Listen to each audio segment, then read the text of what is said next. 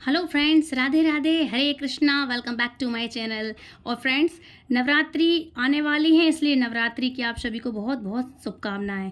तो आइए जान लेते हैं कि माता के 9 रूपों को, यानी 9 दिनों में अलग अलग दिन हम किस चीज़ का है, किस वस्तु का हम माता को भोग लगाएंगे, जिससे माता आपकी प्रसन्न हो और हमें प्राप्त हो प्रथम दिन शैलपुत्री, माँ शैलपुत्री का आशीर्वाद। माँ शैलपुत्री को माना जाता है प्रथम दिन, तो माँ शैलपुत्री को सफ़ेद चीज़ों का भोग लगाया जाता है। सफ़ेद चीज़ों में जैसे दूध हो गया, दही हो गया, चावल हो गया, और भी जो भी सफ़ेद मिठाई होती है, नारियल की मिठाई हो गई, खीर हो गई। खीर लेकिन गाय के दूध की बनाइएगा, यदि मिल जाए तो बहुत अच्छा है। लेकिन ऐसी कुछ चीज़ें होती हैं जो वाइट कलर की मिठाइयों में आती है। तो माँ के भक्त इस दिन पीला वस्त्र पहन लें, उन्हें पहन करके माँ को घी चढ़ाते हैं, है ना। और माँ शैलपुत्री को जो मुख्य भोग है वह गाय का घी होता है। प्रथम दिन, इस दिन देवी माँ के चरणों में गाय का शुद्ध घी का दीपक जलाना चाहिए, और माँ को शुद्ध घी अर्पित करने से व्यक्ति को हर तरह के रोगों से मुक्ति मिलती है। तो जब हम लोग भोग अर्पित कर दें, उसके बाद यह घी का उपयोग कुछ देर बाद हम लोग सभी मिल बांट कर प्रसाद के रूप में खा सकते हैं। जैसे कि आप रोटी में लगा सकते हैं, दाल सब्जियों में डाल सकते हैं, इस तरह से। नहीं तो आप बोलेंगे कि मैम अब हम घी कैसे खाएं, हर कोई नहीं खाता है। तो दाल सब्जी है, उसका छौंक लगा सकते हैं, दाल सब्जी में चावल में ऊपर से डालकर आप प्रसाद के रूप में ग्रहण कर सकते हैं। और यदि ऐसा ही खा सकते हैं तो ऐसे खा सकते हैं। दूसरा दिन होता है माँ ब्रह्मचारिणी माँ का। नवरात्रि के दूसरे दिन माँ ब्रह्मचारिणी को उनके भक्त हरा वस्त्र पहनकर शक्कर का भोग लगाते हैं। देखिए, बाजारू शक्कर तो हम केमिकल युक्त, मतलब चूरा आदि होता है, केमिकल वाली होती है। यदि शुद्ध चीज़ें मिलाते हैं तो आप, यदि मिश्री मिल जाए, धागे वाली मिश्री मिल जाए, तो आप उसका भोग लगाना। शक्कर का मतलब ये नहीं कि आपने शक्कर मिला के शक्कर का भोग लगा दिया। बात उसकी होती है जो माखन मिश्री, धागे वाली मिश्री होती है, उसकी बात होती है। तो शक्कर का आप भोग लगा सकते हैं, यदि वो मिल जाए तो उसका भोग लगा सकते हैं, अथवा गुड़ का भोग लगाएं। सबसे बेस्ट होता है, यदि आपको वो नहीं मिलती है धागे वाली मिश्री, तो आप गुड़ का भोग लगा सकते हैं। गुड़ का भोग लगाएंगे। इस दिन माँ को विशेष करके मिश्री और चीनी और पंचामृत का भोग लगाया जाता है। ठीक है।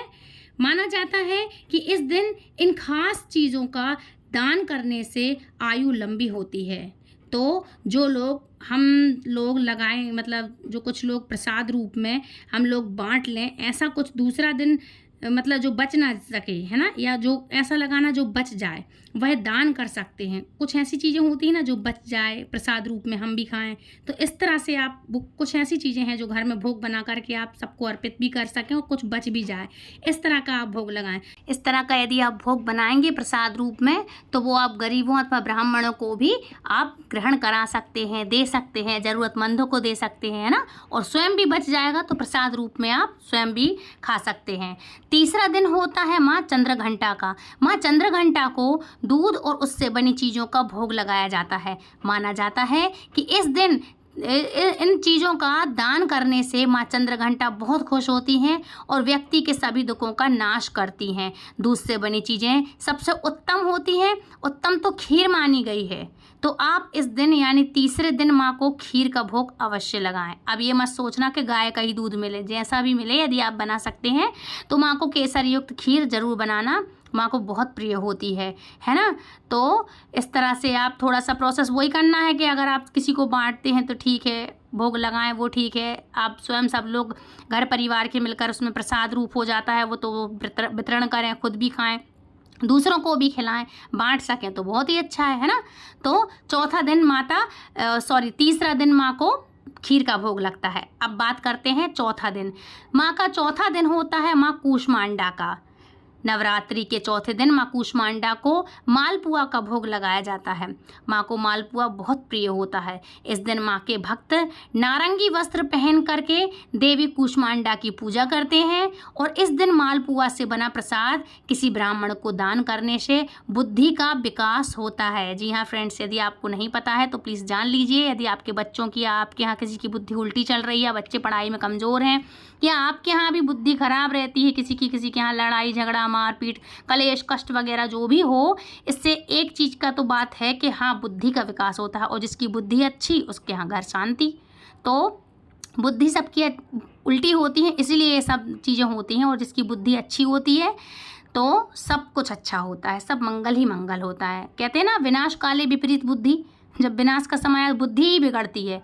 तो बुद्धि अच्छी करने के लिए माँ को मालपुआ का भोग लगाएं, और आप हमेशा शुक्रवार को भी लगा सकते हैं, ऐसा नहीं है कि आप अभी लगाएं, लेकिन हाँ, ये कुछ खास दिन ऐसे होते हैं जो बहुत ही महत्वपूर्ण होते हैं। इस समय माँ दुर्गा जागृत रूप में होती हैं, इसीलिए इन चीज़ों को विशेष माना गया है। तो आप किसी ब्राह्मण को दान में दे सकते हैं, प्रसाद रूप में बांट सकते हैं, और खुद भी खाएं। ऐसा भोग बनाना कि खुद को भी बचे, तो इससे बुद्धि का विकास होता है। तो मालपुआ आप लोग समझते होंगे, मालपुआ आप घी का बनाएंगे, घी का बनना चाहिए, तेल का नहीं लगाना चाहिए। इसका इस दिन भोग है ना, तेल का नहीं बनाना, आप घी का बनाना। और सरसों का तेल तो विशेष करके नवरात्रि में उपयोग नहीं करना चाहिए। जी हाँ फ्रेंड्स, क्योंकि ये होता है जूठा कहलाता है, कहते हैं ये अन्न के समान कहलाता है। राई होती जिसका हम छौंक लगाते हैं, तो व्रत में राई कहाँ खाते हैं, राई नहीं खाते हैं, इसीलिए आप सरसों का तेल भी इस्तेमाल नहीं करेंगे। हो सकता है यदि आपके बहुत दिक्कत है, शुद्ध घी नहीं है, तो आप तिली का तेल ले सकते हैं, मूंगफली का तेल ले सकते हैं, तिली का तेल ले सकते हैं, लेकिन तेल लेंगे आप, सरसों का तेल नहीं ले सकता है। इस दिन आपको नहीं करना चाहिए। मैं खास करके अच्छा, मालपुआ का मैंने बताया कि खास करके घी में ही बनाइएगा, ठीक है, ये तेल में नहीं बनता, इसको आप घी में बनाना। आटे का बनाना, गेहूं के आटे का।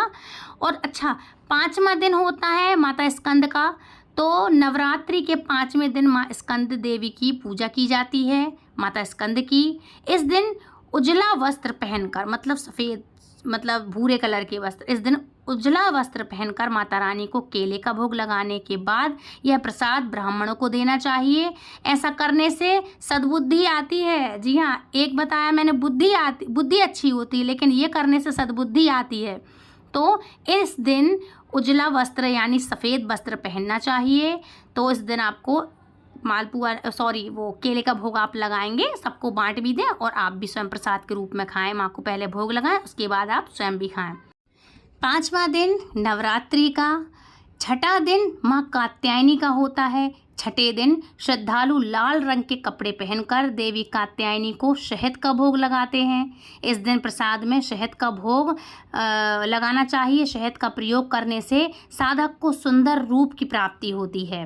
अब कई लोग पूछेंगे कि चतुर्मास में शहद नहीं खाते, तो देखिए चतुर्मास में बिल्कुल शहद मना है, लेकिन माँ आप लोग, यह जो पर्व है ना, ये तिथियां हैं, यह विशेष रूप से होती हैं। तिथि बड़ी होती है, दिन नहीं होता है बड़ा, तो इस पर आप लोग शहद ले सकते हैं, माँ को भोग लगा सकते हैं, प्रसाद रूप में आप बांट भी सकते हैं, और प्रसाद रूप में आप खा भी सकते हैं।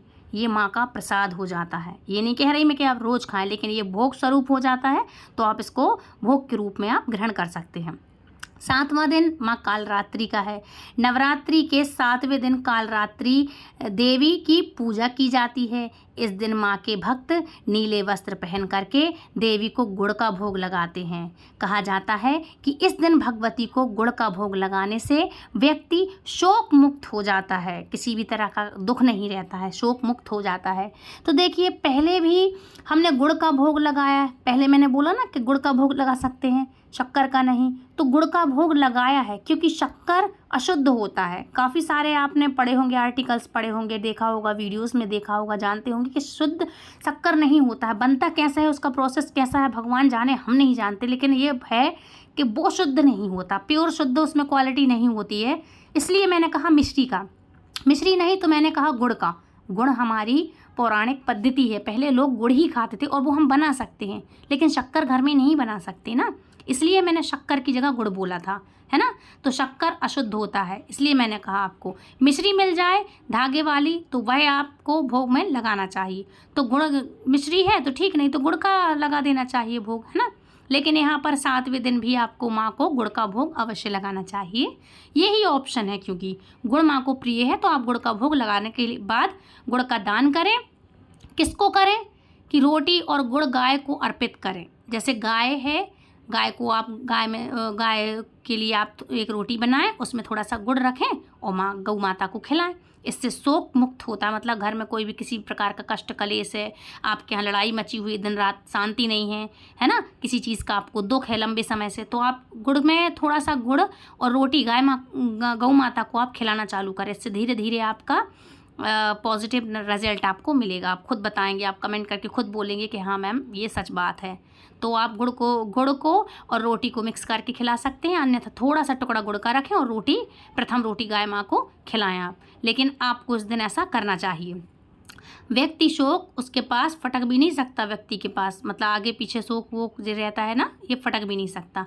यह प्रयोग करने से 8वें दिन माँ गौरी का होता है। यह प्रयोग करने से आपको पॉजिटिव रिजल्ट मिलेगा। अच्छा, 8वां दिन माँ गौरी का होता है। इस दिन माँ गौरी की पूजा की जाती है। श्रद्धालु इस दिन गुलाबी वस्त्र पहन करके माँ को नारियल चढ़ाते हैं और नारियल का भोग लगाने के बाद नारियल को सिर से घुमा करके बहाते हुए जल में प्रवाहित करते हैं, मतलब बहाते हैं, बहते हुए जल में प्रवाहित करते हैं। मान्यता है कि 8वें दिन अष्टमी कहलाता है।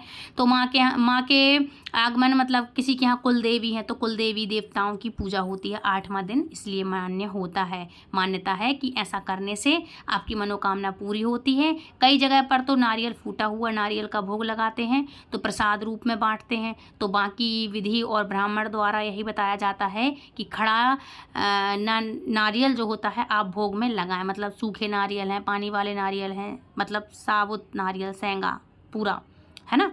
तो ये माँ को भोग लगता है और इन सब चीज़ों से माँ को भोग चढ़ाया जाता है।